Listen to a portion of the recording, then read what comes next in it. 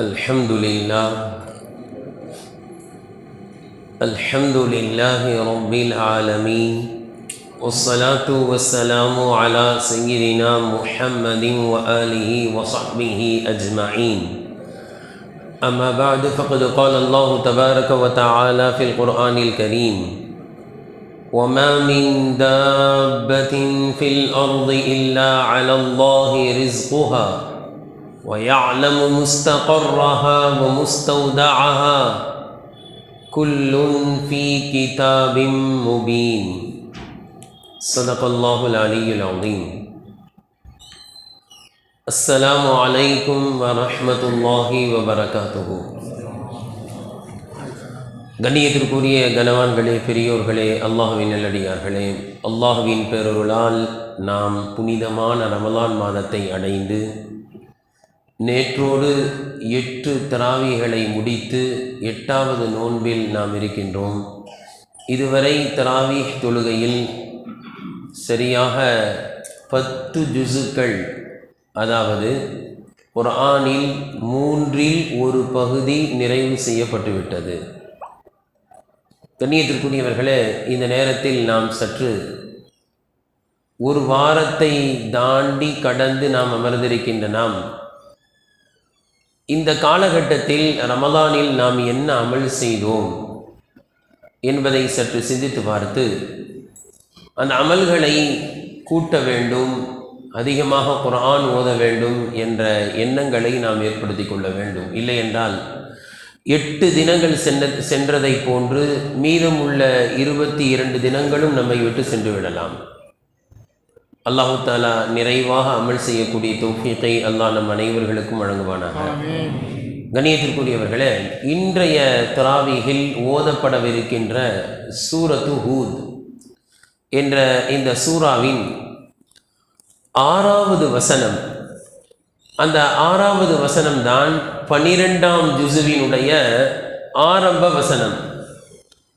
அந்த 12வது ஜுசுவிற்கு பெயரை வமாமின் தாபா என்பதாக சொல்வார்கள். அந்த வசனத்தில் அல்லாஹு தஆலா குறிப்பிடுகிறான்: வமாமின் தாபத்தின் ஃபில் அர்தி இல்லா அலல்லாஹி ரிஸ்குஹா. உணவளிக்க அல்லாஹ் பொறுப்பேற்று கொள்ளாத எந்த உயிரினமும் இந்த பூமியில் இல்லை. உணவளிக்க அல்லாஹ் பொறுப்பேற்று கொள்ளாத எந்த உயிரினமும் இந்த பூமியில் இல்லை. அதாவது பூமியில் உள்ள எந்த உயிரினமாக இருந்தாலும் அவற்றுக்கு உணவளிப்பது அல்லாஹ்வின் பொறுப்பாகவே உள்ளது என்பதாக அல்லாஹு தஆலா இங்கு குறிப்பிடுகிறான். எல்லா உயிரினங்களுக்கும் அவை வாழ்வதற்கு ஏற்ற, அவைகள் உயிரோடு இருப்பதற்கு ஏற்ற விதத்தில் அல்லாஹு தஆலா இந்த பூமியை படைத்து அவற்றுக்கான வாழ்வாதாரத்தை கொடுக்கக்கூடிய பொறுப்பை அல்லாஹ் ஏற்றுக்கொண்டதாக அல்லாஹு தஆலா அறிவிப்பு செய்கிறான். அடுத்து சொல்கின்றான்: வயஅலமு முஸ்தகர்ரஹா வ முஸ்தௌதஅஹா.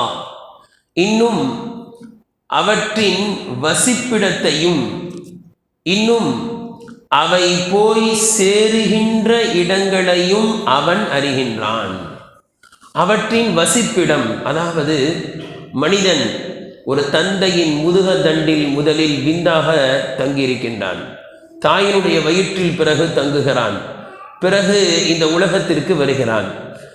இன்னும் இந்த உலகத்தில் எங்கெங்கெல்லாம் அவன் சுற்றி திரிகின்றான், எங்கெங்கெல்லாம் அவன் அலைகின்றான், அந்த அனைத்தையும் அல்லாஹ் அறிகின்றான். அவனுடைய தங்கும் இடங்கள் அனைத்தையும் அல்லாஹ் அறிகின்றான். யாருக்கு அவன் மகனாக பிறப்பான், எந்த தாயின் கருவறையில் அவன் இருப்பான், எந்த இடத்தில் வசிப்பான், எங்கு சம்பாதிப்பான், எங்கெல்லாம் இந்த பூமியில் சுற்றி திரிவான், கடைசியாக அவன் கடைசியாக சென்று சேரும் இடம், அவன் மரணிக்கின்ற இடம் எது, மரணிக்கின்ற இடம் எது, இன்னும் அவன் அடக்கம் செய்யப்படுகின்ற இடம் எது. சில மனிதர்களை பார்க்கிறோம், எங்காவது மரணிப்பார், அவரை தூக்கிட்டு வந்து எங்கேயாவது அடக்கம் பண்ணுவாங்க. மரணிக்கின்ற இடம் அவர் புதைக்கப்படுகின்ற இடம், அவர் அலைந்து திரிகின்ற இடம், இந்த அனைத்தையும் அல்லாஹ் அறிகின்றான். இது வெறும் மனிதர்களுக்கு மட்டுமல்ல, உலகத்தில் உள்ள எல்லா உயிரினங்களுக்கும் இதுதான். கண்ணியத்திற்குரியவர்களே, இந்த வசனத்தில் அல்லாஹு தஆலா மனிதன் அலைந்து திரிகின்ற இடங்கள், அவன் எங்கு மரணிப்பான் என்ற இடம் அனைத்தும் அல்லாஹ்விற்கு தெரியும். இன்னும் அவர்களுடைய வாழ்வாதாரத்திற்கு பொறுப்பு அல்லாஹ் தான் ஏற்றிருக்கின்றான் என்பதை ஆணித்தரமாக அல்லாஹ் தஆலா சொல்கின்றான்.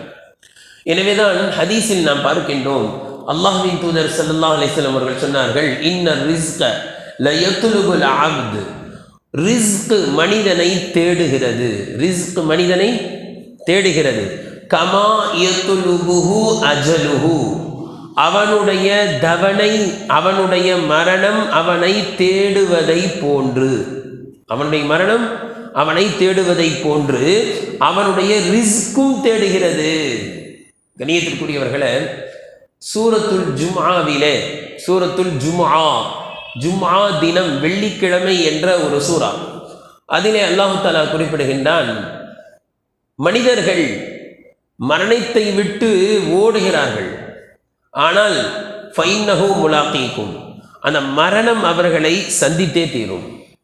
அந்த மனிதன் மரணத்தை நோக்கி சென்று கொண்டே இருக்கின்றான், மரணமும் அவனை நோக்கி வந்து கொண்டே இருக்கிறது. இதை நாம் எவ்வளவு உறுதியாக நம்பியிருக்கின்றோமா? எல்லாருமே, இஸ்லாத்தில் இல்லாதவர்கள் கூட சொல்வார்கள் மரணம் நிச்சயம். இதே போன்று உறுதியாக நமக்கு ரிஸ்க்கும் நிச்சயம் என்பதை நம்ப வேண்டும். எப்படி மரணத்தை நிச்சயம் ஒரு நாள் போய் தான் தீரணும் என்பதை எப்படி நம்புகின்றோமோ, உலகத்தில் நாம் நிரந்தரமாக இருக்க போவதில்லை என்பதை நம்புகின்றோமோ, இதே போன்று முஃமின்களுக்கு இப்படி ஒரு உறுதி வர வேண்டும், எனக்கு வர வேண்டியது வந்தே தீரும். இந்த விதியை நம்புவது என்று சொல்வார்கள் அல்லவா, ஒரு ஹதீஸில் வருது, விதியை நம்புவது எப்படி நம்பணும் அப்படின்னா, எனக்கு வர வேண்டியது தான் வந்திருக்கிறது, தவறி போனதே அது எது, அது எது, எனக்கு வரக்கூடாது, எனக்கு வேண்டியதே இல்லை, எனக்கு அதுதான் தப்பி போயிருக்கிறது, எனக்கு வரவேண்டியது வராமல் போகவில்லை, எனக்கு வரவேண்டியது வராமல் போகாது, என்னை விட்டு வராமல் போயிருச்சே, எனக்கு கிடைக்காம போயிருச்சே, அது எதுன்னு சொன்னால், எனக்கு வரக்கூடாது என்று அல்லாஹ் எதை நாடி இருக்கிறானோ அதுதான் வரவில்லை. எனக்கு வருவது எது தெரியுமா? அல்லாஹ் எதை வர வேண்டும் என்று நாடி விட்டானோ அது நிச்சயம் வந்தே தீரும். எனவே உலகத்தினுடைய ரிஸ்குடைய விஷயத்தில் இப்படி ஒரு மன உறுதி வேண்டும். நிச்சயமாக எனக்கென்று அல்லாஹ் ஒதுக்கிய ரிஸ்க் நிச்சயமாக எனக்கு வந்தே தீரும். கணியத்திற்குரியவர்களே, தஃப்சீர் ராசியிலே ஒரு நிகழ்ச்சி பதிவு செய்யப்பட்டு இருக்கிறது. அதற்கு மூசா அலைஹிஸ்ஸலாம் எப்படிப்பட்ட ஒரு நபி என்பது நமக்கு தெரியும். அல்லாஹ்விடத்திலே பேசக்கூடிய ஒரு நபி, உலகத்திலேயே அல்லாஹ்விடத்தில் நேரடியாக உரையாடிய கலீமுல்லாஹ், அல்லாஹ்விடத்தில் பேசிய நபி என்ற பட்டத்தை பெற்ற ஒரு நபி. ஒரு நாள் அல்லாஹு தஆலாவிடத்தில் உரையாடி கொண்டிருக்கின்றார்கள். அல்லாஹ்வினுடைய அந்த சப்தம் காதில் கேட்டு கொண்டிருக்கிறார்கள். மூசா அலைஹிஸ்ஸலாம் பேசி கொண்டிருக்கிறார்கள். இப்படி அல்லாஹ்விடத்தில் பேசி கொண்டிருக்கும் பொழுது மூசா அலைஹிஸ்ஸலாத்திலே உள்ள கொஞ்சம் குடும்பத்தார்களுக்கு சாப்பாடு ஏற்பாடு பண்ணணுமே, அவங்களுக்கு சம்பாரித்து கொடுக்கணுமே, என்ன அப்படின்னு கொஞ்சம் கவனம் எங்கே போகுது? நமக்கு தொழுகையில் போதா இல்லையா? எங்கே சுற்றிட்டு வந்துடுறோம். அந்த மாதிரி லேசாக கவனம் எங்கே போச்சு? சம்பாதிக்கணுமே, குடும்பத்தார்களுக்கு சாப்பாடு போடணுமே அப்படின்னு கவனம் போச்சு. அல்லாஹ் தெரியும்ல எல்லாமே. அல்லாஹ் தஆலா மூசா அலைஹிஸ்ஸலாத்தை பார்த்து சொன்னால், மூசாவே, நீங்கள் எந்த பாறையின் மீது நின்று கொண்டிருக்கின்றீர்களோ அந்த பாறையை உங்களுடைய கைத்தடியால் அடியுங்கள். மூசா அலைஹிஸ்ஸலாம் கிட்ட எப்போவுமே என்ன செய்யும்? அசா இருக்கும். அந்த பாறையை அல்லாஹ் அடிக்க சொன்னான். அங்கே இருந்த ஒரு பாறை, அந்த பாறையை அடிக்கிறார்கள். அது இரண்டாக பிளக்கிறது. அதற்குள் ஒரு பாறை, அதையும் அடிப்பீராக இரண்டாக பிறக்கிறது. அதற்குள் ஒரு பாறை, அதையும் அடிப்பீராக. அடித்தால் அங்கு ஒரு சோள நிறம், சோளம் இருக்கும்ல, மஞ்சள் நிறம், அந்த மஞ்சள் நிறத்தில் ஒரு புழு, அந்த புழுவினுடைய வாயில் ஒரு சிறிய இலை போன்ற ஒரு இலை அதனுடைய வாயில் இருக்கிறது. மூசா அலைஹிஸ்ஸலாத்துக்கு ஒரு பெரிய ஆச்சரியம். அல்லாஹு தாலா அந்த புழுவை பார்க்க சொன்னான். பார்த்தார்கள்.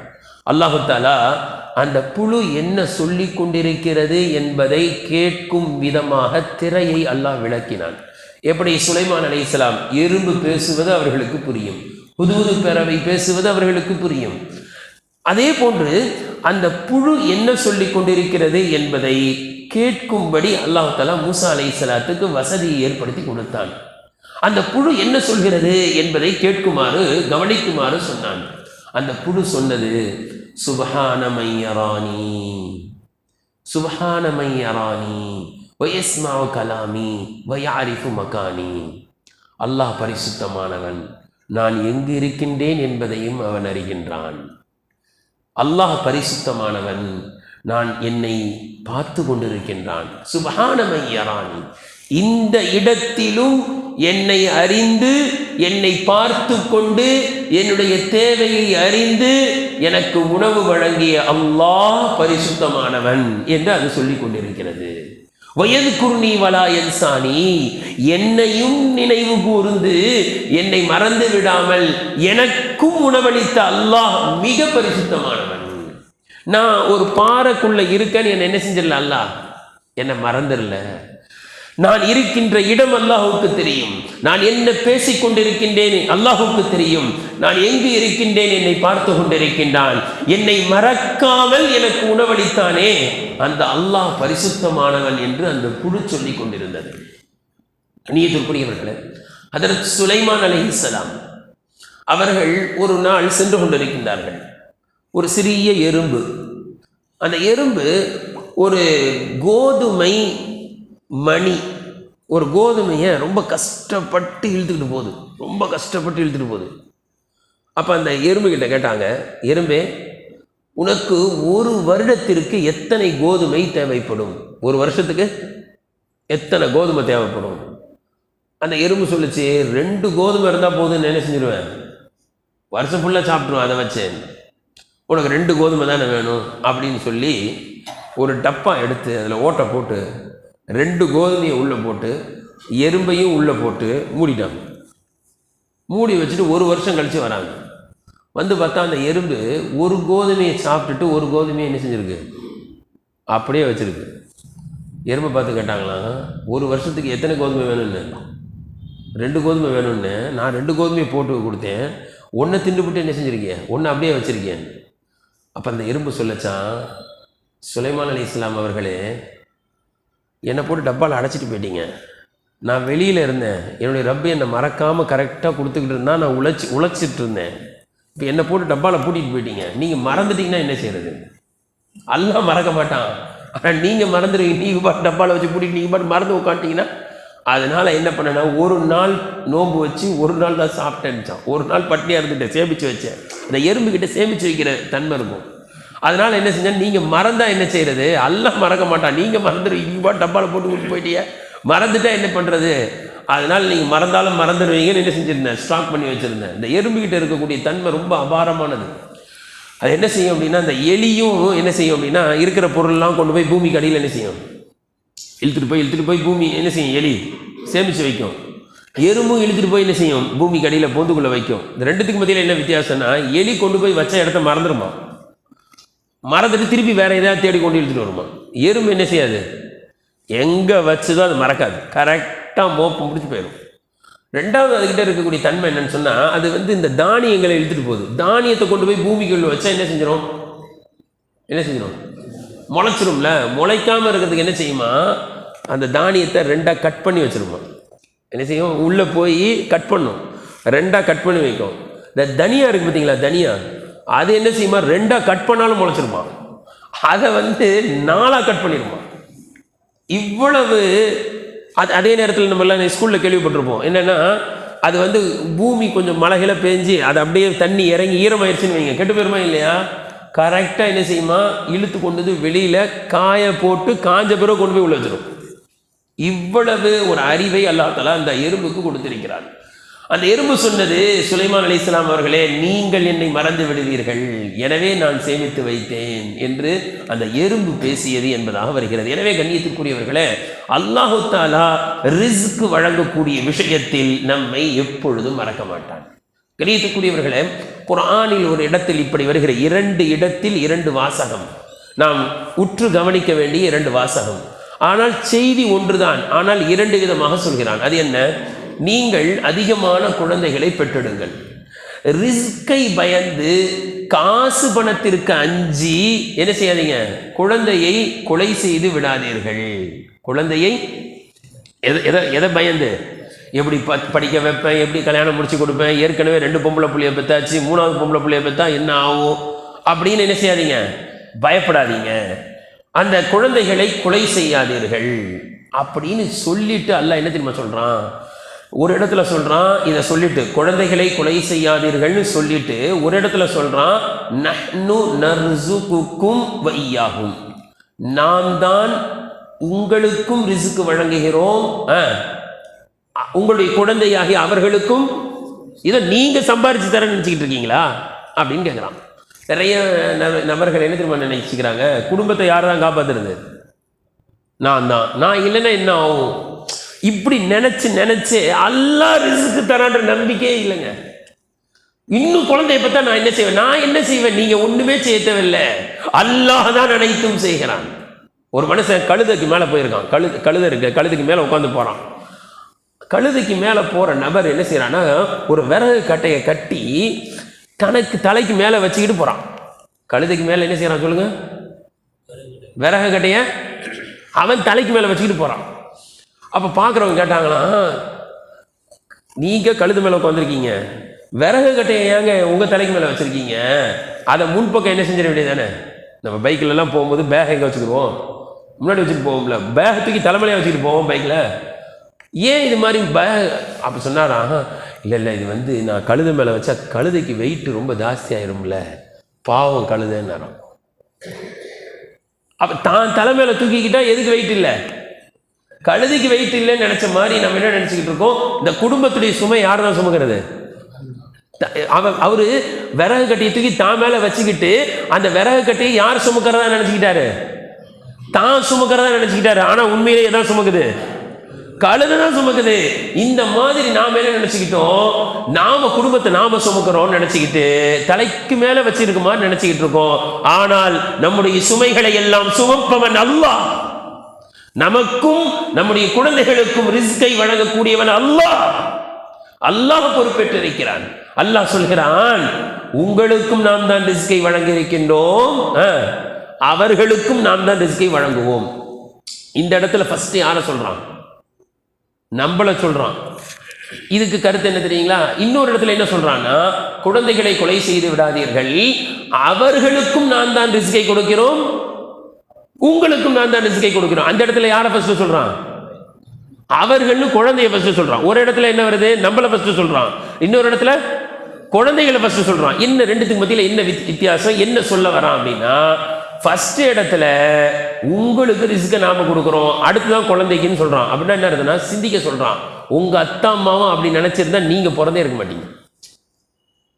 உங்களுக்கு கொடுத்தாங்களே, உங்க அத்தா 10 பிள்ளைய பெற்றார, உங்க அத்தா 5 பிள்ளைய பெற்றார, உங்க அத்தா 3 பிள்ளைய பெற்றார, நீ ஒண்ணுக்கே என்ன செஞ்சுக்கிட்டு இருக்கிற, யோசிச்சுக்கிட்டு இருக்கிய. இந்த மாதிரி உங்க அத்தாவுடைய அத்தாலாம் யோசிச்சிருந்தா நீ என்ன செஞ்சுக்க மாட்ட.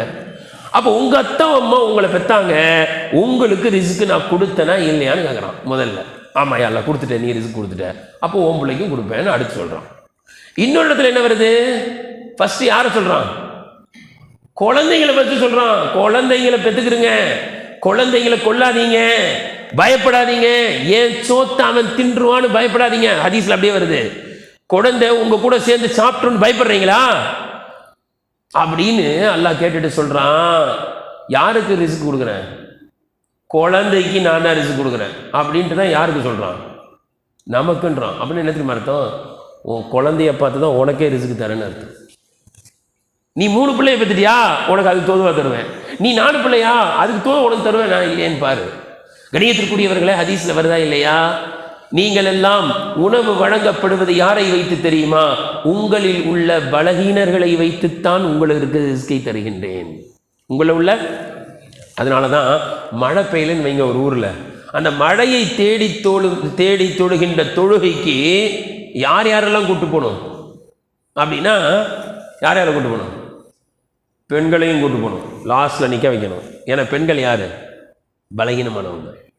ஆடு மாடு வளர்த்துருந்தா எதையும் கூட்டு போகணும்? ஆடு மாடுகள்லாம் ஓட்டிகிட்டு போய் ஒரு இடத்துல என்ன செய்யணும்? கட்டி வைக்கணும், மைதானத்தில் கட்டி வச்சுட்டு துவா கேட்கணும். யா அல்லாஹ், எங்கள் ஆடு மாடெல்லாம் தண்ணி இல்லாமல் என்ன செய்யுது, கஷ்டப்படுது. யா அல்லாஹ். அல்லாஹ் தஆலா என்ன செய்வான்? பலகீனமான அந்த ஆடு மாடுகள், வாயில்லாத ஜீவராசின்னு சொல்கிறோம் இல்லையா, அதுக்கு ரிஸ்க்கு கொடுக்குற பேரில் யாருக்கு ரிஸ்க் கொடுத்துருவா? நமக்கும் கொடுத்துருவான். எனவே அல்லாஹ் சொல்கின்றான், உங்களுடைய குழந்தைக்கு நான் ரிஸ்கை கொடுக்கிறேன். ஃபர்ஸ்ட் அதை சொல்றான். உன் குழந்தைக்கு தான் நான் ரிஸ்க் தரேன், உனக்கு தரேன் நினைச்சுக்கிட்டியா? அந்த குழந்தைக்கு தர பேர்ல யாருக்கு தந்துடுறேன்? உனக்கு தந்துடுறேன் என்பதை அறிவுறுத்துவதற்காக குழந்தைக்கு ரிஸ்கை நான் தருகிறேன், பிறகுதான் உங்களுக்கு ரிஸ்க் என்பதை இரண்டாவதாக அல்லாஹ் தஆலா சொல்கிறான். எனவே ரிஸ்க் அது அல்லாஹ்வினுடைய பொறுப்பு என்பதை நாம் கவனத்தில் வைக்க வேண்டும். ஆனால் அதே நேரத்தில் நிறைய நபர்கள் என்ன செய்யறாங்க? குழந்தை, மனைவி மக்கள் அவங்கள படிக்க வைக்கணும், அவங்களுக்கு எல்லாம் பண்ணணும், கண்டிப்பா எல்லாம் பண்ணணும். அதற்காக வேண்டி நம்முடைய மறுமையை பாழாக்கி கொள்ளக்கூடாது. தொழுகையை விட்டுட்டு சம்பாத்தியம், தொழுகையை விட்டுட்டு. ஹதீஸ்ல வருது, நாளை மறுமையில் மிகப்பெரிய கவலைக்கிடமானவர் யார் என்றால், மறுமையில் மிகப்பெரிய கவலைக்கிடமானவர், மிகவும் அந்தஸ்தில் குறைந்தவர் யார் என்றால், தன்னுடைய குடும்பத்துக்காக தன்னுடைய மறுமையை பாழாக்கி கொண்டவர். என்ன பண்ணிட்டாரு? குடும்பத்துக்கு சம்பாரிச்சு கொடுக்கணும்னா கண்டிப்பா பிள்ளைங்களை படிக்க, அதற்காக வேண்டி என்ன செஞ்சிட்டாருங்க? தன்னுடைய மறுமையை பாழாக்கி கொண்டு உலகத்தை சம்பாதித்தாரே அவர்தான். கண்ணியத்திற்குரியவர்களே, உலகத்தை சம்பாதிக்கும் போது எப்படி சம்பாதிக்கணும், ரிஸ்க் எப்படி வரும், நமக்கு எப்படி சம்பாதிக்கணும், எந்த நம்பிக்கையோட போகணும் அப்படின்றத ஹதரத் ரசூலுல்லாஹி ஸல்லல்லாஹு அலைஹி வஸல்லம் ஒரு ஹதீஸ்ல ரொம்ப வட்டுருக்கமாக, தவக்குல், அல்லாஹ்வின் மீது நம்பிக்கை வைத்து செல்லுங்கள், அல்லாஹ் கண்டிப்பாக தருவான். என்னுடைய ரிஸ்க் யாருடைய பொறுப்பு? அல்லாஹ்வுடைய பொறுப்பு. நிச்சயமாக அவன் தருவான் என்ற உறுதி நமக்கு எப்படி இருக்க வேண்டும் என்பதை பற்றி நபி ஸல்லல்லாஹு அலைஹி வஸல்லம் அவர்கள் அழகாக ஒரு ஹதீஸ்ல சொன்னாங்க. நீங்கள் பறவையை பார்த்ததில்லையா? லவ் குன்தும் ததவக்கலூன அலல்லாஹி ஹக்க தவக்குலிஹி லரஸககும் கமா யர்ஸுகுத் தைர்.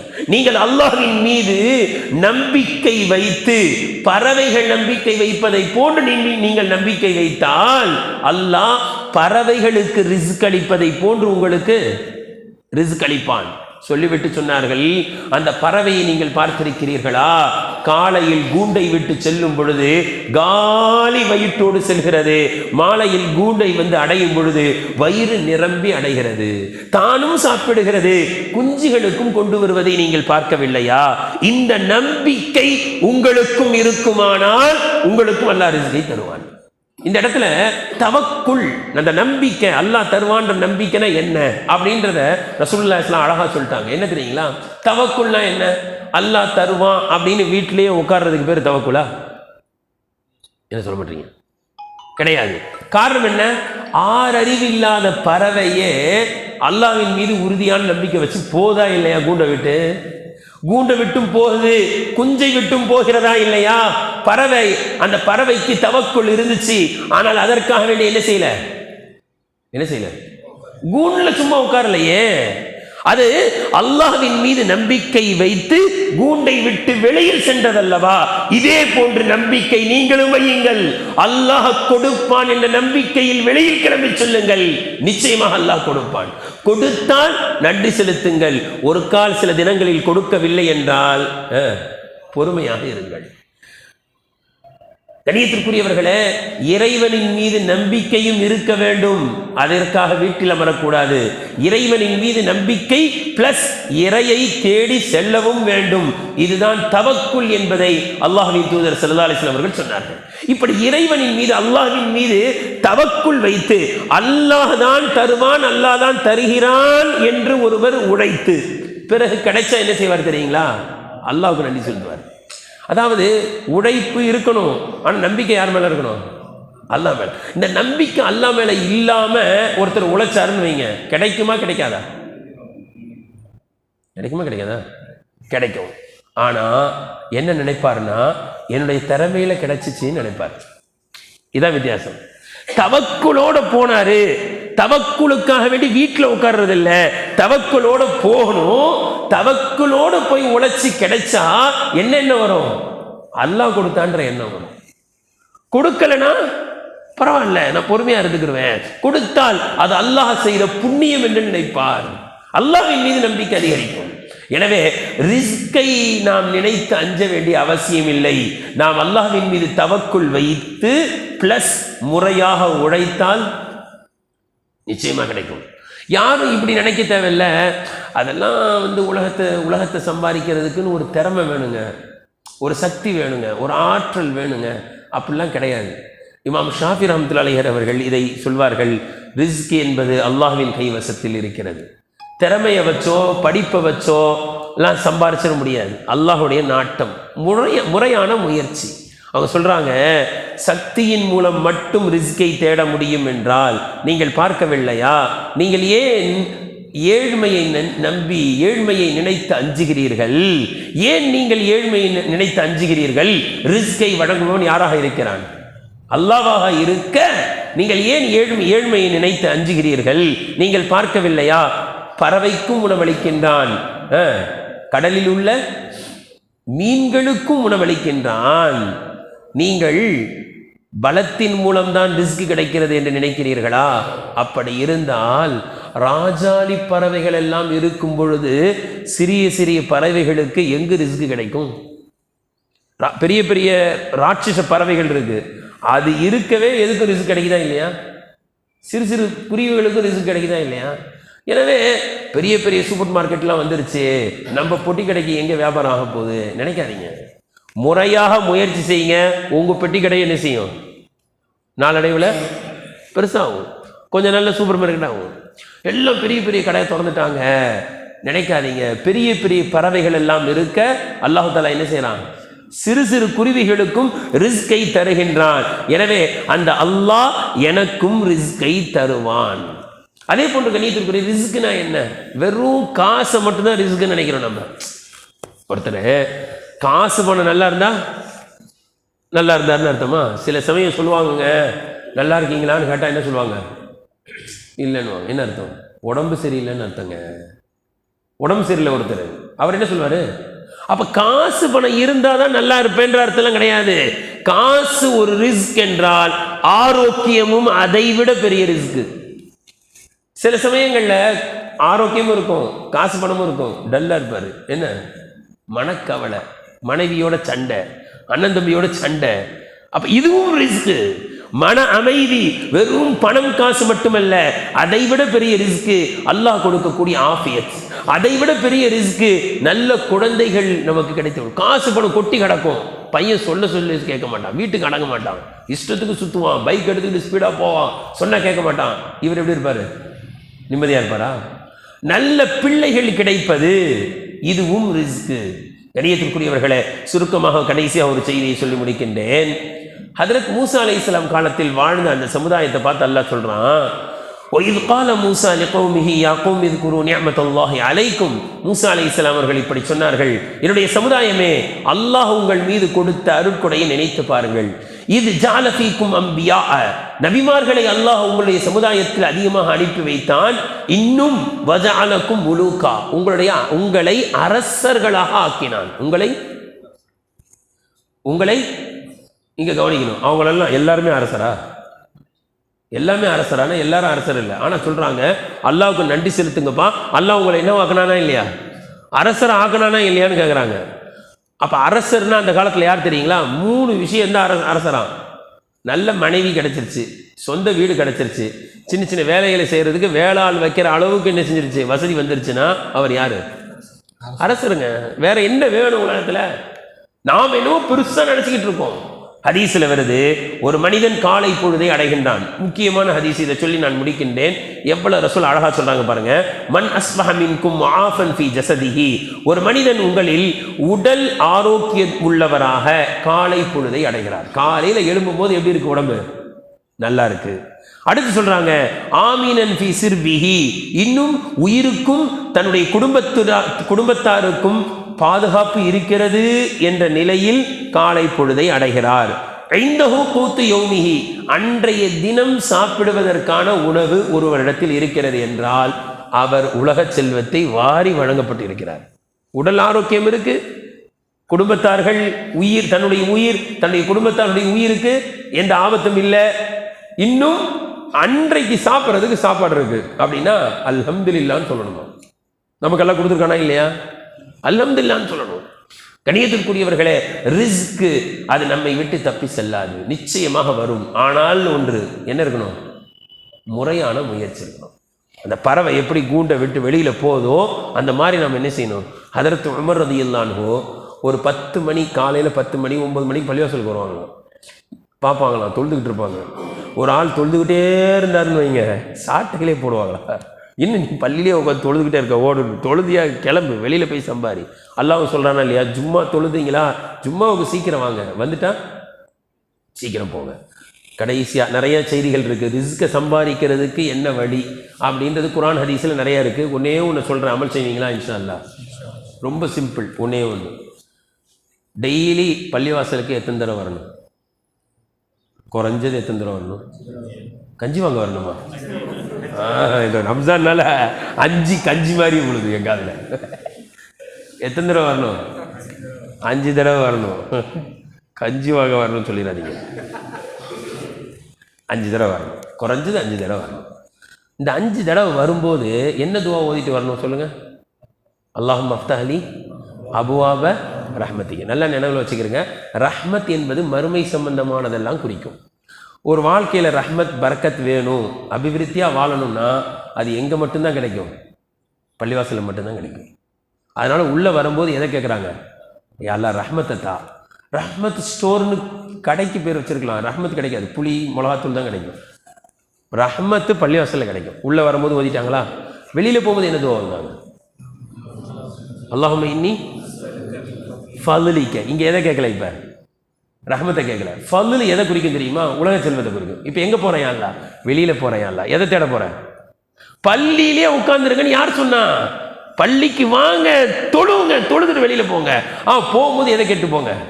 யார்ல? ஃபதுலத்தா. ஃபதுல் எதை குறிக்கும்? உலக செல்வத்தை தான் குறிக்கும். ஹாதா மின் ஃபதுலி ரப்பி. ஸ்டிக்கர் ஓட்டுறாங்களா? எதில் ஓட்டுறாங்க? காரில் ஓட்டுறாங்க. புது வீடு கட்டினா ஓட்டுறாங்கல்ல. ஏன்? இதெல்லாம் உலக செல்வம். ரசூல்லா கரெக்டாக நச்சு நடிச்சாங்க பாருங்க. உள்ளே வரும்போது ரஹ்மத்தை தேடுறாங்க, வெளியில் போகும்போது ஃபதுலை தேடுறாங்க. யார் ஐவேளை தொழுகைக்கு தினந்தோறும் உள்ளே வந்து ரஹ்மத்தை தேடிவிட்டு வெளியில் சொல்லும்போது ஃபதுலை தேடுகிறாரோ, இன்ஷா அல்லாஹ் அவருக்கு இம்மை மறுமை ஈருலகத்தின் எல்லா செல்வமும் நிறைவாக இன்ஷா அல்லாஹ் கிடைத்து விடும். இன்ஷா அல்லாஹ் அமல் செய்யலாமா? இன்ஷா அல்லாஹ். இல்லை ரம்ஜான் டு ரம்ஜானா எத்தனை தடவை வரணும் சொல்லுங்க? 5 தடவை வரணும். கஞ்சி வாங்கப்பட்டு இன்ஷா அல்லாஹ் அல்லாஹ் தஆலா பரக்கத் செய்வானாக. நம்முடைய வாழ்வாதாரத்தில் அல்லாஹ் பரக்கத்தை தருவானாக. இம்மை மறுமை இரண்டினுடைய எல்லா வளங்களையும் அல்லாஹ் தஆலா நம் அனைவர்களுக்கும் வழங்குவானாக. வாஹிரு தஅவானா அல்ஹம்துலில்லாஹி ரப்பில் ஆலமீன். சுப்ஹானல்லாஹி வ பிஹம்திஹி சுப்ஹானக்கல்லாஹும்ம வ பிஹம்திக நஷ்ஹது அல்லா இலாஹா இல்லா அன்த நஸ்தக்ஃபிருக வ நதூபு இலைக். சுப்ஹான ரப்பிக ரப்பில் இஸ்ஸத்தி அம்மா யசிஃபூன் வ ஸலாமுன் அலல் முர்ஸலீன் வல்ஹம்துலில்லாஹி ரப்பில் ஆலமீன். ஸல்லல்லாஹு அலா முஹம்மத் ஸல்லல்லாஹு அலைஹி வஸல்லம். ஸல்லல்லாஹு அலா முஹம்மத் ஸல்லல்லாஹு அலைஹி வஸல்லம். ஸல்லல்லாஹு அலா முஹம்மத் யா ரப்பி ஸல்லி அலைஹி வஸல்லம்.